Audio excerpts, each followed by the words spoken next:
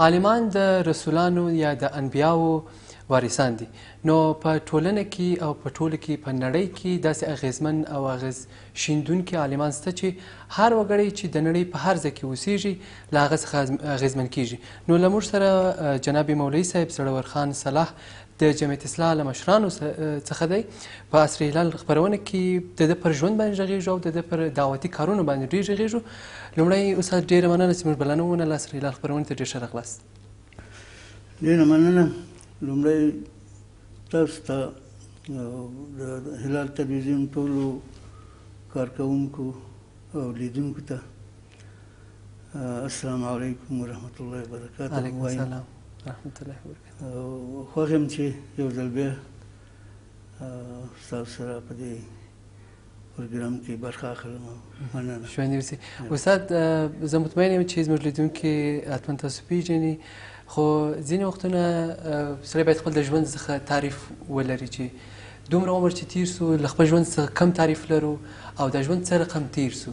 که تاسو خپل د ژوند په اړه موږ ته ووایاست چې څه رقم ژوند مو تیر کړی. بسم الله والحمد لله والصلاة والسلام على رسول الله. أعوذ بالله من الشيطان الرجيم. بسم الله الرحمن الرحيم. والعصر إن الإنسان لفي خسر إلا الذين آمنوا وعملوا الصالحات وتواصوا بالحق وتواصوا بالصبر. صدق الله العظيم. ژوند د هر انسان یا په دنیا کې د هر ژوندي ژویو یا موجوداتو دا یو طبیعي پدیده ده چې ژوندی انسان دی حتما یو تحرک به لري، یو حرکت به لري، یو څو ارزوګانې او امیدونه به لري او یو څه مسؤلیتونه به هم لري. خصوصا مسلمانان ټول انسانان چې دنیا کې الله جل جلاله پیدا کړي دي عبث نه دي پیدا کړي، بلکې هغه الله جل جلاله د خپل الهیت د پیژندنې او د عبادت لپاره پیدا کړي دي. د ژوند او مبارزه په دنیا کې د هر انسان د هغې د ظروفو، شروطو او امکاناتو په بنا باندې صورت نیسي او هغه خپل ژوند په دنیا کې عیارۍ او برابرۍ توضیح. په مختصر ډول چې ووایو چې زما ژوند او کومه مبارزه او کوم دعوت چې په دې موږ ته په خپل ژوند کې الله پاک نصیب کړی دی، د لومړۍ ورځې نه د ابتدا نه زه خو په یو په اصطلاح باندې د یو دغه یو زراعتي یا دغه دکاني یو اوس په دغه کې په امیر کې پیدا شوی یم. خو الحمدلله زمونږ والد صاحب چون چې یو دیکان او زمیندار په اصطلاح باندې د هغې په کوشش سره چې مونږ یې پرېنښودو چې مونږ کار وکړو، زیار وکړو، بلکې د هغې کوشش او زیار همدا و چې زما بچیان د لومړۍ ورځې نه تر هغې پورې علم وکړي، تعلیم وکړي، زده کړه وکړي. او هماغه و چې زمونږ په زده کړه او تعلیم کې ډېرې داسې کارونه چې د هغې د توان نه به بهر و، خو هغې به کوشش کولو چې مونږ ته د تحصیل زمینه برابره کړي او مونږ تحصیل وکړو. د هماغه پلار د ارزوګانو د پلار او مور د ارزوګانو سره سم د تقریبا د کله چې مونږ په خبرو باندې راغلو او بیا جمعیت ته د تلو دغه شو جوګه شو، نو جمعیت نه درس علي په با قاعده بغدادي په هغې وخت کې ورته ویل، هغه هم شروع کړم د محلي مولوي صاحبانو سره. په کلنۍ کې بیا ابتدایي مکتب کې داخل شو، وروسته د هغې ځینې بیا ثانوي مدرسې کې نجم المدارس عالي مدرسه کې شامل شو، جلال آباد کې. وروسته د هغې ځینې بیا د کابل پوهنتون کې الحمدلله د شرایطو فاکولټې کې شامل شو.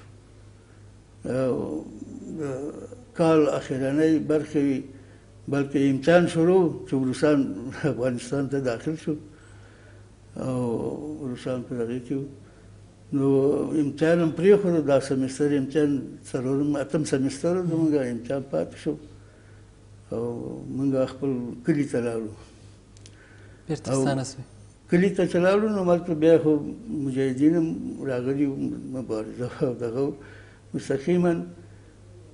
جهاد کې شامل شو او جهاد هم شروع کړو. خو د دې نه مخکې یعنې دا یو مختصر دغه بیا وروسته د جهاد دورې کې وو. جهاد سالانه جهاد کې الحمدلله موږ ته الله توفیق را په برخه کړو چې وو. د هغې نه وروسته بیا هجرت وکړو. په هجرت جهاد کې بس په تعلیمي برخه کې مختلفې مدرسې مې الحمدلله زما په لاس باندې تاسیس شوي دي. د هغې ځینې جملې ځینې مدرسه د امام اعظم رحمت الله علیه ده او فعلا دپاره چې فعلا هم په هجرت په دیار کې لري د یو عالي دارالمعلمین دی د خدیجة الکبرا په نامه باندې پېښور کې د زنانو دپاره او چې کابل حکومت سره هم راجسټر دی او فعلا هم دوام لري. او زه یې د یو رئیس په صفت او زما لور عادله صلاح د هغه د مدیر په صفت باندې فعلا په شمشد په کمپ کې دوام لري او شته دی. استاد موږ هیله مند یو چې تاسو الله تعالی ډېر اوږد عمر تاسو ته درکړي او د هېواد او د ټول نړۍ د پرمختګ لپاره تاسو ګام پورته کړی دی، خپل زحمت باسئ، الله تاسو ژوندي لري. استاد زه غواړم دا وپوښتم چې تاسو هم د جګړې یادونه وکړم د دعوتي کارونو، خو وړاندې له دې چې دعوتي کارونو ته مراسم د جګړې د خاطراتو په اړه غواړم وپوښتم چې داسې خاص خاطره ستاسو په ذهن کې پاتې شوې ده دغه دورې څخه؟ جهاد خو اصلا جهاد او مبارزه خپله ټوله خاطره ده. لکه فلم داسې خاطره چې د هغې خبره چې سړی یاد کړي هغه ډېرې دي، داسې نه دي چې یوه ده یا دوه دي. خو د تېر جهاد خاطراتو نه چې ډېره جالبه خاطره او هغه دا ده چې په تېر جهاد کې ټول ولس بلان هغه نر او ښځې زنانه او ټول چې پکې برخه اخیستې ده او اخیستې وه او الحمدلله د هماغه په کومک سره دا جهاد سرته ورسېدو او کامیابۍ هغه ته ورسېدو. او روسان یې په فکري او نظري ډول او هم په نظامي او مادي ډول باندې د نیست نابود کړو. د کمونیزم فلسفه ړنګه شوه، شوروي اتحاد ړنګ شو، روسیه شوه. نو دا د هماغه جهاد برکت و چې د افغان ملت ټول مسلمانان بلا استثنا نر او ښځې واړه او ماشومانو پکې برخه واخیسته. داسې یو خاطره او بیا هم هغه دا ده چې موږ د روداتو په ولسوالۍ کې یو عملیات وکړو. عملیاتو په نتیجه کې یو مجاهد د غوږ سره په دې سر کې ولګېدو او ډېر چغې والې، یعنې دا ځای ډېر درد کوي که نه. نو په دې وخت کې دا هم په کټ کې راواچولو، بېرته راتلو، خپل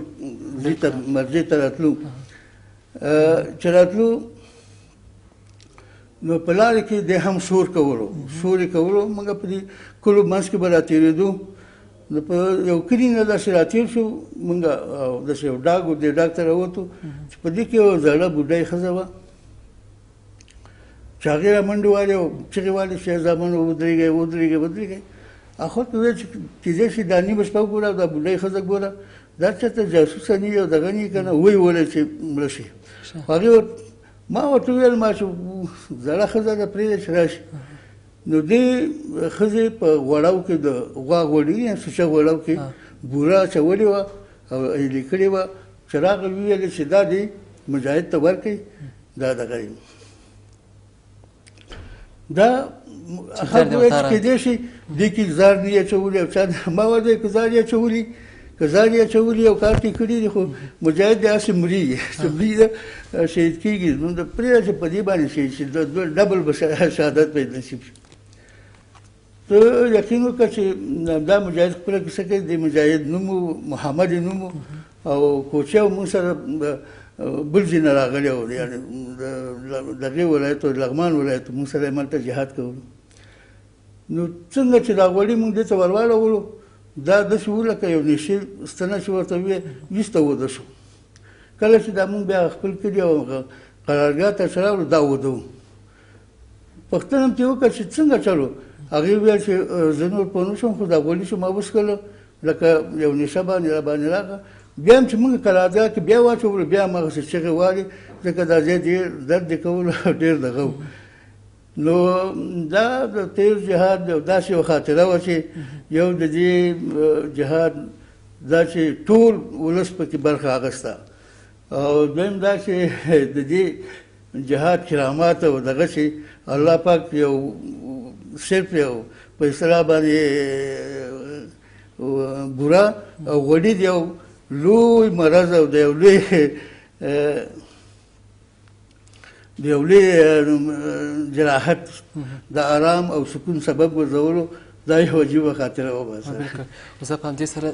تاسو کلی وچښئ ځان سره بیا به راست تاسو د دعوتي کارونو په اړه باندې چې وسات وروسته له دې چې هجرت کوي په پاکستان کې فکر کوم کویټه کې که پېښور کې؟ پېښور کې بیا یې هلته خپل دعوتي کارونه شروع کړه.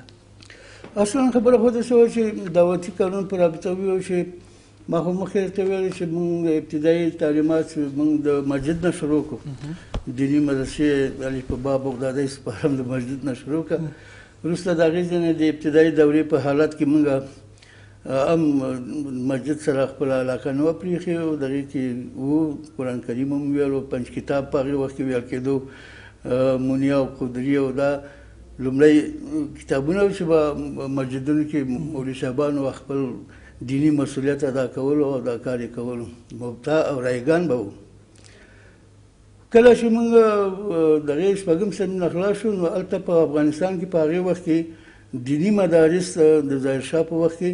8 دیني لوی مدرسې وي چې د حکومت سره رسمیت لرلو چې یوه پکې د نجم المدارس عالي مدرسه وه ننګرهار کې چې هغه د دې 4 ولایتونو وه لغمان، کونړ، نورستان او ننګرهار د دې شاګردان به یې جذبول او تقریبا په کال کې به 40 نفر دا اخیسته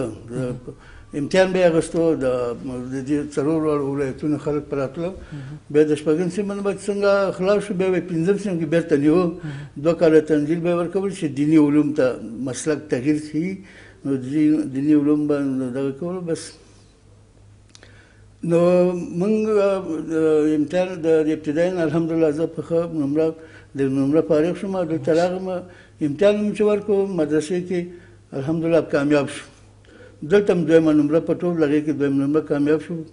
دیني مدرسه هم شروع کړه. دیني مدرسه کې خو طبعا د ملا او د طالب او د دغې وظیفه خو همدا ده چې دعوت دی علم دی او دعوت دی جهاد دی دا دغه دی. بیا وروسته دغه دعوت ستاسو د ژوند یوه برخه شوه؟ دا دعوت زموږ د ژوند یوه برخه نه بلکې زموږ د عمل یوه برخه شوه د ژوند یوه برخه شوه چې موږ په دې دغه کې وو. په همدې وختونو کې الحمدلله دا څومره چې دیني مدرسه د دین کار یو د دین د علما پکې وو د اسلامي تحریک نوې انګازې خپرې شوې او نوي ځوانان را پیدا شو او دغه تحریک په اصطلاح باندې د تجمع ځای د راټولېدو ځای او فرضاً دغه دا د نجم المدارس مدرسه وه او د نجم المدارس مدرسه نو بیا بلا استثناء ټول طالبان او استادان د همدې تحریک ته شا ولاړو او په همدې تحریک کې وو او تحریک هم د همدې ځای نه شروع شو او همدا تحریک و چې په مختلفو پړاوونو کې په ثانوي دورې کې او په فاکولټو په دوره کې د مسلمانانو سره په ارتباط باندې دا وو او جریان یې لرلو. هماغه و چې بیا چې روسان راغله او د روسانو دغې سره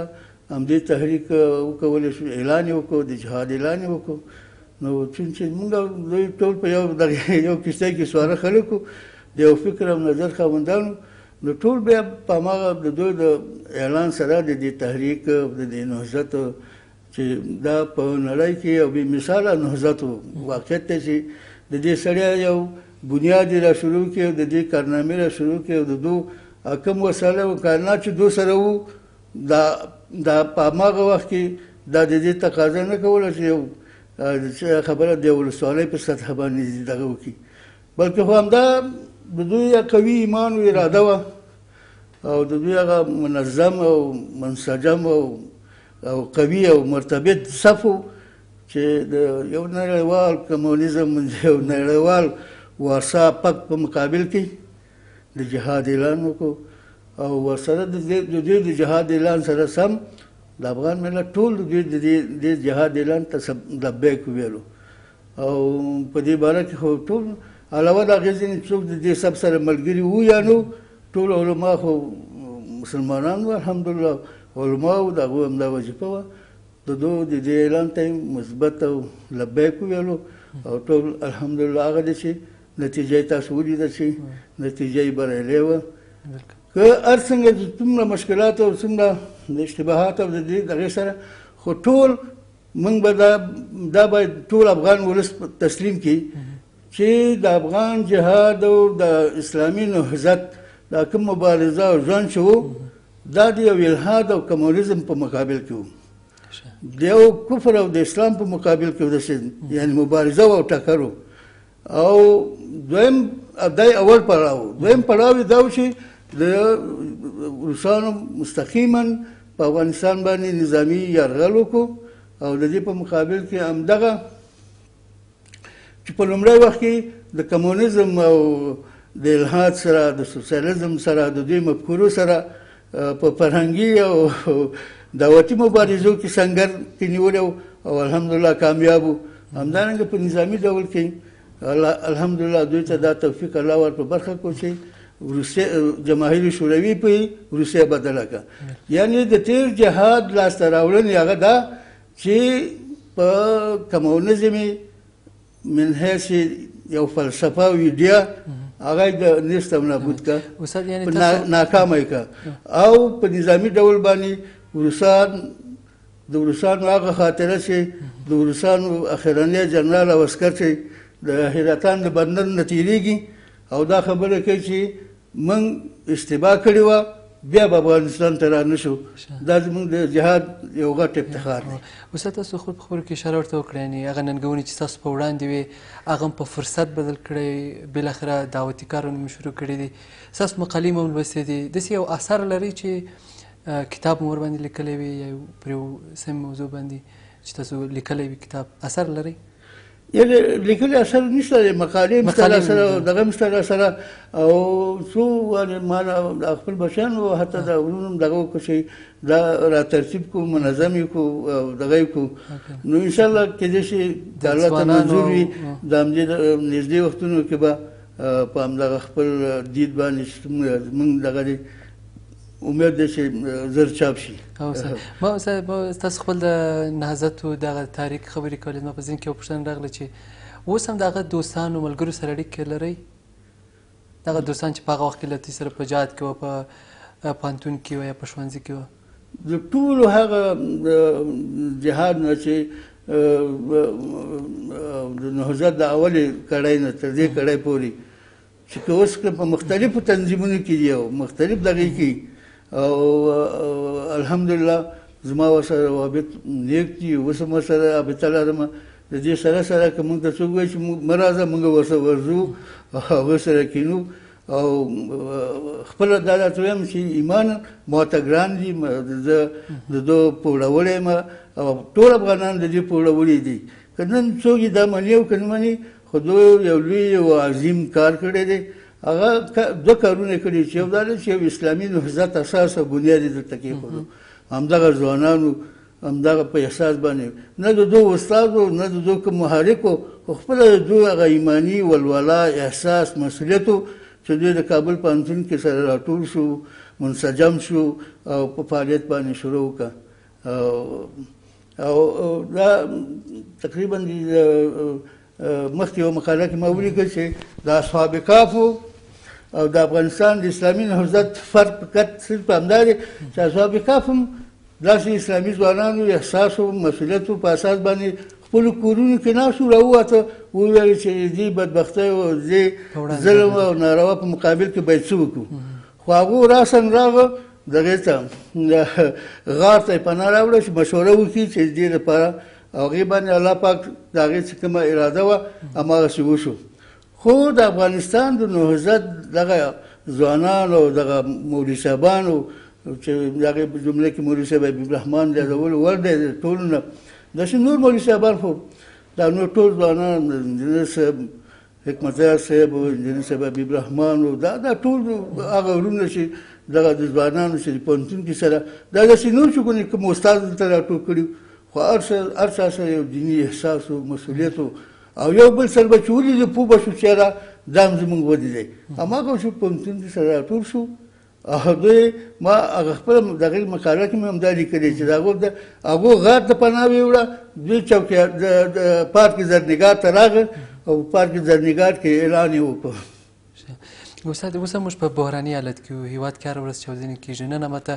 په چلسیتون کې 14 سوی 3 نفر وژل سوي دي د دې ترڅنګ په قطر کې د افغان دولت او طالبان ترمنځ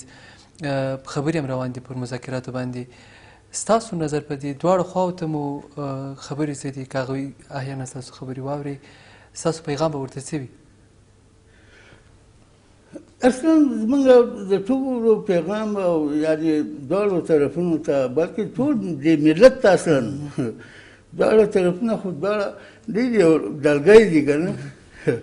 مونږ داسې ویو چې مونږ دغه ملت ته ویو دا زما ملت ته پیغام دا دی لکه څنګه چې د روسانو په مقابل کې خپل ملي اسلامي انساني احساس مسؤلیت پیژندلی او خلک هم پیژندلي وو د هغې مطابقت هم کړی وو د هغې همدارنګه د اوس حالات کې تاسو ولې داسې اوسئ دې ملت کې خو ښایسته ښایسته ښکلي ځوانان شته علما شته زمونږ قومي مشران شته او نور داسې خلک همفکره خلک شته دی چې د ملت په درد باندې دردېږي دا ډلې حتما د حق او د باطل په مقابل کې دا ډلې دوه ډلې همیش موجود وي هېڅوک دا نشي ختمولی جهاد هم الی یوم القیامت جاري وي په مقابل کې هماغسې د کفر او د الحاد مبارزه او دغه به هم جاري خو اصلا اساسي خبره دا ده چې موږ خپله د ملت ته ویو چې ای د ملت اهل خبره خلکو علماو قومي مشرانو ځوانانو با احساس تاسو یو احساس په یو احساس باندې لکه څنګه چې مخکې په یو احساس او فکر سره راټول شوي وای هلته نتیجه ورکړه خلک هم تخصیص کړي د هغې سره ودرېدی همدارنګه دې وخت هم تاسو راضي کړئ باید د ملت داسې یو دغې خبره د اصلاح او د صلح او د خیر داسې یو مجموعه جوړه کړي چې دواړو ډلو ته ووایي چې یاره تاسو لږ احساس وکړئ خیر وکړئ تاسو لږ فکر وکړئ مونږ تاسو زمونږ بچیان اوسئ زمونږ دغې خبره اولاد اوسئ دغه دواړه چې تاسو نابودېږئ زمونږ د ځای تاوان هم مونږ ته دی د خاورې ته دی د دین ته دی د ټولو ته دی نو د دواړو ته نه مخکې زما د ملت ته او ټولو ځوانانو ته او علماو دغې ته دغه د پیغام دا دی چې د احساس په صورت د مسؤلیت په صورت باندې او د یو دیني فریضې په صورت باندې باید موږ حق درک کړو او د هغې د حق په مقابل د خوا ته باید ودرېږو او چا کې چې کمې او یا زیاتې وي یا د هغې مرسته وکړو ځکه د اسلام حکم همدا دی پیغمبر صلی الله علیه وسلم فرمایي چې انصر اخاک ظالما او مظلوما د اسلام او د مسلمانانو وظیفه دا ده چې هم به د ظالم سره کومک کوي هم به د مظلوم سره کوي مظلوم به د ظالم د ظلم نه خلاصوي او د ظالم لاس په بندی چې ظلم ونه کړي او دا دواړو لپاره کومک ته مرسته ده نو زما پیغام دا دی چې د ولس ځوانان مخواس سپین ږیري او علما دا په یو محور سره راټول شي او دا خپل بچیان که دولت دی او که بل څوک دی خپل غېږې کې ونیسي او ورته ووایي چې یاره جزاک الله خیر دا دومره تاسو دغه کړي ده راځئ لږ ستړي شوي اوسئ راځئ چې کلارې کښېنو او په ارام سره دا ملک په خیر طرف ته بوځو. استاد تاسو خدای اوږد عمر درکړي. مولوي صاحب زړور خان صلات د جمعیت اصلاح له مشرانو څخه کوم اواز چې عصري خپرونې ته راغلی. جزاکم الله خیر. تاسو هم ډېره مننه چې موږ ته هم د دې فرصت راکړو چې دا خپل د ضمیر اواز ګرانو لیدونکو او ټول ملت ته ورسوو. جزاکم الله خیرا. ژوندي اوسئ. هر کله راسئ عصري خپرونې ته. دمه اخلو بېرته ژر راګرځو.